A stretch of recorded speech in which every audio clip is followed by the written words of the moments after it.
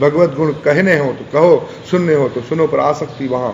और उनके वास स्थलों में प्रीति, और जहां पर प्रिया प्रीतम का वास है उनमें प्रीति। जिन लोगों में भाव का अंकुर मात्र उदित हुआ है उनमें ये अनुभाव उदित हुआ करते। एक तो सात्विक भाव है, क्या है?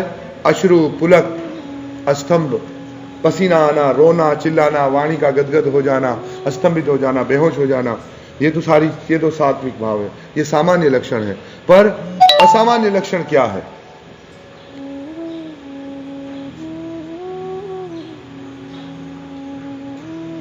ये अभी बताए।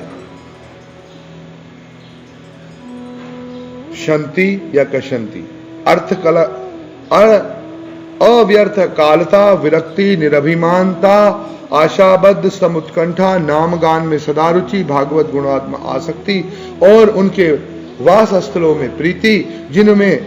जिन लोगों में ये भाव का अंकुर मात्र उदित होता है उनमें ये अनुभाव उदित हुआ करते हैं। श्रीमद् जीव गोस्वामी पाद ने लिखा है, तदेव प्रीति लक्षणाम चित्ता दर्व्यस्तस्ये चारोम हर्षणम आदिकम कथा अंजोतः पी चितः द्रव्ये समो हर्ष आदि व। अर्थात प्रीति का लक्षण चित्त की द्रव्यता यानी पिघलना है। जैसे कोई किससे बहुत गुस्से में हो, नाराज हो, पर कुछ लोग उसके लिए प्रार्थना करें या वो रोने लगे, जैसे नहीं बच्चे को हमने 2-3 थप्पड़ मार दी, अभी मन तो कठोर हुआ, इसने भूल की है, फिर रोने लगे, चिल्ला लगे, तो अक्सर माताएं द्रवीभूत हो जाती है ना, तो मेरा बच्चा और मेरे लाला खा लो, अच्छा तुम मम्मी मुझे मारा था, अभी नहीं मारूंगी, मत ये हो गया, समझ पिघल गया। संसार में ऐसे पिघलता है।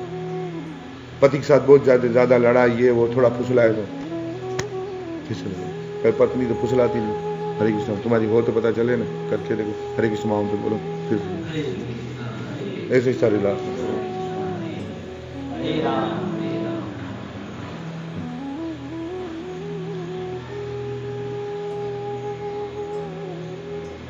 प्रीति का लक्षण चित्त की द्रव्यता, पिघलना, चित्त पिघल जाए, और उसका लक्षण अश्रु पुलक आदि किंचित मात्र में चित्त द्रवित हो और अश्रु पुलक आदि का उदय हो, फिर भी चित्त शुद्धि न हो या कृष्ण सेवा के अतिरिक्त अन्य अभिलाषा न छूटे, वह और केवल कृष्ण में प्रीति की वासना न जागे, तो समझना होगा कि भक्त का सम्यक आविर्भाव नहीं हुआ, कि अभी तक भक्ति ठीक से प्रकट नहीं हुई, अभी तक संसारी आकर्षण बना हुआ है। तो फिर क्या है? अभी तक भक्ति उदय नहीं हुई है। सात्विक कुछ भाव प्रकट हो रहे हैं, आंख में आंसू आ जाते हैं, मन कभी रोमांचित हो जाता है, रो पड़ते हैं, पर अभी भक्ति उदय नहीं हुई है। और उसकी पहचान क्या है? कि कृष्ण सेवा के अतिरिक्त अन्य अभिलाषाएं हृदय में उठती है, और ये मैं नहीं जान सकता, आप मेरा नहीं जान सकते, आप अपने को स्वयं जान सकते। अपने अंदर उतर जाइए। दूसरों के दोष निकालना बड़ा आसान है, इसको ऐसा नहीं होना चाहिए, उसको वैसा नहीं होना चाहिए, पर थोड़ा विचार करें, मैं ऐसा क्यों हूं, मैं वैसा क्यों हूं, मैं खुद ऐसा क्यों, ये विचार खुद के दोष देखना। देखो, दूसरों की दोष पे चर्चा करना बड़ा सरल है, पर अपने आप से अपने दोष की चर्चा करना, स्वयं के मन को कहे कि ये दोष मुझ में पड़ा है। अपने आप से कभी बात की है अपने दोषों के बारे में? दूसरों के दोष को अंकित करने में कितनी आसानी होती है, तो कितना मजा भी आता है कि हाँ फलाने में ये बात है, फलाने में ये बात है, इसको ऐसा नहीं होना चाहिए, इसको ऐसा नहीं होना चाहिए। ये तो चर्चा हम सभी कर ही लेते हैं, पर अपने आप से कोई बात करो कि मुझे ऐसा नहीं होना चाहिए, मुझे कैसा होना है। इसीलिए श्री ठाकुर महाशय भाव दिशा की प्रार्थना करते हैं, आर कबे निताई चंद करुणा करीबे, संसार वासना मोर कबे तुच्छ ही। कब नित्यानंद दया करेंगे? विषय छाड़िया कबे शुद्ध ही बे मन, कबे हम हेरी वो श्री वृंदावन। श्रीपाद ग्रंथकार श्री निताई चंद के प्रेम की मूर्ति हैं, फिर भी दैन्य से भरकर प्रार्थना कर रहे हैं, इस गौर निताय के युग के आदमी को शिक्षा दे रहे हैं। आप सब गौर निताय के युग के व्यक्ति हैं,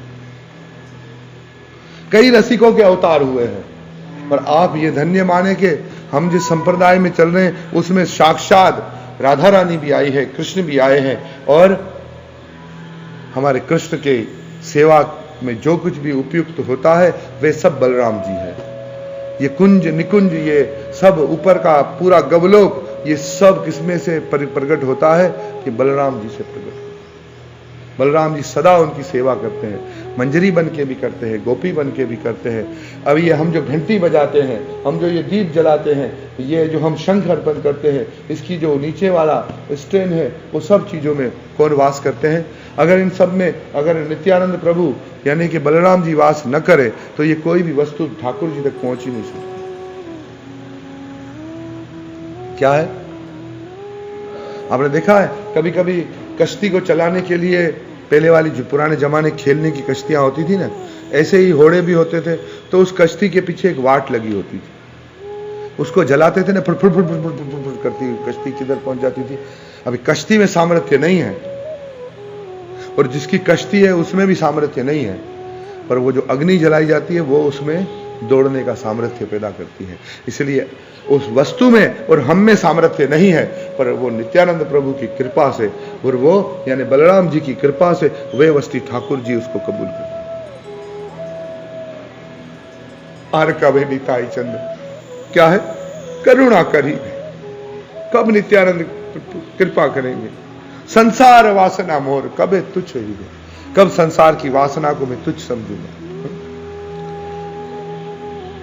कि इस गौर निताय के युग के व्यक्ति को शिक्षा दे रहे हैं कि इस युग में पतित उद्धार के लिए पतित पावन श्री निताय चंद में जिस असाधारण करुणा की अभिव्यक्ति हुई है उसकी कोई तुलना नहीं।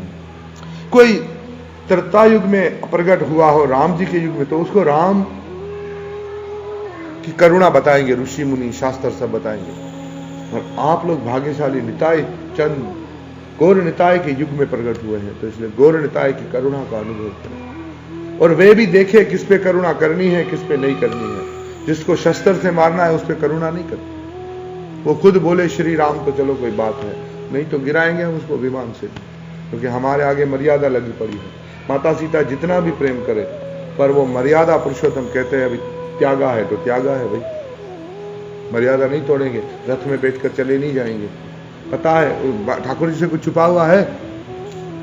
कृष्ण से राम जी से कोई छुपा है कि सीता माता कहाँ है? ढूंढने की जरूरत है, पर मर्यादा, क्योंकि उस युग के अंदर मर्यादा को स्थापित करना है, और इस युग के अंदर अपनी पतित पावनता को स्थापित करना है। जो पिछले युगों में केवल गाया गया, किसी एक को अपनाया गया, किसी निषाद को अपनाया, किसी एक शबरी को अपनाया, किसी एक अहिल्या को अपनाया, किसी एक राक्षस को विभीषण को अपनाया, पर अब तो जो है वो तो आए और अपनाया, हा? कुछ इंतजार कर रहा है इसीलिए अपनाया, पर अब जो नहीं चाहते हैं, जो नहीं मांगते हैं, जो नहीं सोचते हैं, उनको भी देना है, उनको भी देना है। पहले के हमारे आचार्य, पहले के हमारे ऋषि, विरले हजारों में से कोई एक आता था, अनरिश कई जन्मों तक सेवा करता था, फिर उसके बाद ही उसको क्या मिलता था? थोड़ा कुछ ज्ञान उपदेश, कुछ भक्ति का, कुछ तत्व समझाते थे। पर इस युग के अंदर ये चैतन्य महाप्रभु की कृपा है कि भक्त द्वार द्वार जाकर के सबको बोलते हैं क्या?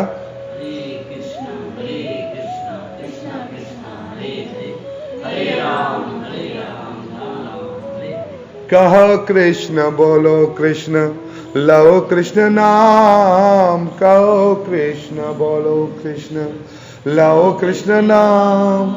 ये भक्त प्रार्थना करते हैं, एक बार हरि हरि, एक बार तुम कृष्ण का नाम ले लो, क्योंकि एक भक्त का कृष्ण के नाम पे इतना विश्वास है कि अगर इसने राधा कृष्ण का नाम ले लिया, इसने हरे कृष्ण बोल दिया, तो इसके जन्म जन्म के करोड़ों जन्म के पाप भस्म हो जाएंगे, और एक ना एक दिन इसका हृदय पिघल जाएगा। क्या होगा? इसका हृदय पिघलेगा, और इसके हृदय में एक दिन ये भक्ति का अंकुर फूटेगा। इसलिए ये चैतन्य महाप्रभु और नित्यानंद प्रभु का जो युग है, ये करुणा का युग है। यहां सबका स्वागत है। दंते तरण धरी निताय, नगरे बढ़िया जारे देखे तारे कहे, दंते तरण धरी अमारे, किन्या लहो बोलो गौर हरि। ऐ दयामय निताय चंद की कृपा बिना, कली जीवों की अनादिकाल की संसार वासना या दैहिक आदि में आसक्ति के प्रबल संस्कार तुच्छ कैसे होंगे। निताय की करुणा होने से विषय कारता प्राप्त मन में भी विषय वासना त्याग कर शुद्ध होगा और तभी श्री वृंदावन दर्शन के लिए परिणाम प्राणों में व्याकुलता जागेगी। मधुर श्री वृंदावन की शोभा नयन गोचर होगी। श्री वृंदावन श्री रूप रघुनाथ की भजन स्थली है। वृंदावन क्या है तो हम गौड़ीय वैष्णव के लिए रूप रघुनाथ की भजन स्थली क्या है, उनके भजन के स्थान है ये। इस वृंदावन में ही षड गोस्वामी पाद ने भजन किया है। उन्होंने महाव्याकुलता से अनुपरणित होकर इस वृंदावन में ही श्री श्री राधा कृष्ण का अनर्हिष अन्वेषण किया है। अनर्हिष अन्वेषण और जिन्होंने लगातार राधा कृष्ण को यहां ढूंढा है। अन्वेषण मतलब उनका पीछा किया है। भजन का अर्थ है अभिष्ट को खोजना। अभी सीधा अर्थ समझ लीजिए, भजन का अर्थ क्या है, माला का अर्थ क्या है, जपने का अर्थ क्या है, पूजा का अर्थ क्या है, कीर्तन का अर्थ क्या है, कथा का अर्थ क्या है, अपने अभिष्ट को ढूंढना। किसको ढूंढना? अपने प्रीतम को, प्रिया जी को ढूंढना, यहां अन्वेषण करना। वृंदावन गोस्वामी पाद के अकूतिमय भजन रस से भरपूर है। यहां आकर शुद्ध चित्त साधक में भी इस अकूति का यथासंभव संक्रमण होता है। श्री रूप रघुनाथ की कृपा से साधक तब युगल प्रीति समझ सकता है। गोस्वामी पादगण ब्रज की ही मंजरियां हैं। जग जन को युगल प्रीति समझाने के लिए ही श्रीमान महाप्रभु के साथ विश्व में अवतीर्ण हुई है। तभी उन्होंने अपनी विपुल अनुभूति से भरी युगल प्रीति की शिक्षा अपने ग्रंथों में निबंध की है। साधक उनकी भजन स्थलियों इस वृंदावन में जाने के लिए व्याकुल हो। हा रूप हा रघुनाथ तुम कहां हो दर्शन दो। यही तो तुम्हारी भजन स्थली श्री वृंदावन है। यही तुम्हारी नित्य लीला चल रही है। मैं महाअंध तुम्हारी लीला नहीं देख पाता। साधक इस प्रकार इस वृंदावन में रूप सनातन का नाम लेकर व्याकुल हो तो उनकी करुणा उतर आएगी। साधक उनकी कृपा से युगल प्रेम का अनुभव प्राप्त करेगा।